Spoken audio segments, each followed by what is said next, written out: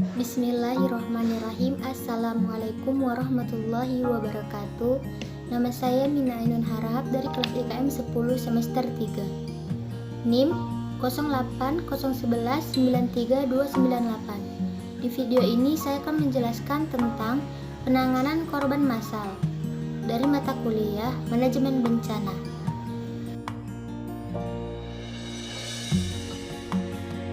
Korban massal. Korban massal adalah korban akibat kejadian dengan jumlah relatif banyak karena sebab yang sama dan perlu mendapatkan pertolongan kesehatan segera dengan menggunakan sarana fasilitas dan tenaga yang lebih dari yang tersedia sehari-hari. Penyebab timbulnya korban massal diantaranya yang pertama bencana alam. Bencana alam adalah peristiwa yang terjadi akibat kerusakan atau ancaman ekosistem dan telah terjadi kelebihan kapasitas komunitas yang terkena dampaknya. Contohnya gempa, tsunami, letusan gunung api, topan, banjir, dan lain sebagainya. Yang kedua, bencana buatan manusia atau akibat ulah manusia.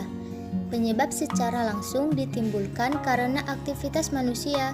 Contohnya kecelakaan kereta, pesawat, dan kecelakaan lalu lintas yang besar seperti kecelakaan antar mobil, kecelakaan industri seperti bom, kebocoran bahan kimia, dan ledakan gas di pabrik kimia. Yang ketiga, bencana khusus. Bencana khusus dapat digolongkan menjadi 4, yaitu A. Tipe menyebar ke wilayah yang luas, penyebaran polusi radioaktif dan bahan-bahan beracun.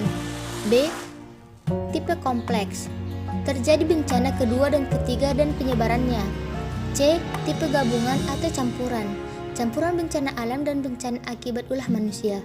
D. Tipe jangka panjang, memerlukan waktu pengecekan lokasi kejadian dan penyelamatan korban. Sistem penanganan korban massal dibagi menjadi 3 bagian. Pertama, pentata laksanaan bencana korban massal, seperti pencarian dan penyelamatan, perawatan di lapangan. Yang kedua, triase. Triase ada 4 warna. Pertama, triase merah, yaitu korban-korban yang membutuhkan stabilisasi segera. Yang kedua, triase kuning, korban yang memerlukan pengawasan ketat, tetapi perawatan dapat ditunda sementara. Yang ketiga, triase hijau, kelompok korban yang tidak memerlukan pengobatan atau pemberian pengobatan dapat ditunda. Dan yang keempat, triase hitam, korban yang telah meninggal dunia. Bagian yang terakhir yaitu pos medis lanjutan. Pos medis lanjutan didirikan pada tempat yang cukup dekat untuk ditempuh dengan berjalan kaki dari lokasi bencana, minimal 50-100 meter, dan daerah tersebut harus memenuhi syarat sebagai berikut.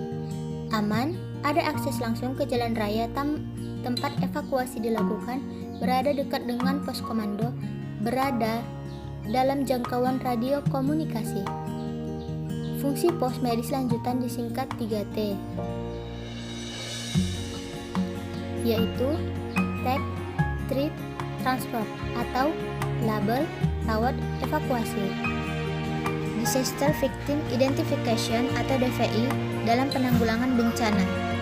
Disaster Victim Identification atau DVI adalah suatu prosedur yang telah ditentukan untuk mengidentifikasi korban meninggal secara ilmiah dari sebuah insiden atau bencana massal berdasarkan protokol Interpol dan merupakan suatu prosedur yang sah dan dapat dipertanggungjawabkan hasilnya kepada masyarakat dan hukum.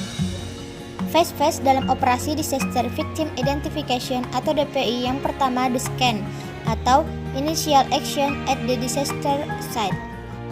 Yang kedua, collecting post-mortem data. Dan yang ketiga, collecting ante-mortem data. Yang keempat, reconciliation. Yang kelima, returning to the family. Sekian dari video saya tentang penanganan korban massal. Lebih dan kurang saya mohon maaf. Assalamualaikum warahmatullahi wabarakatuh.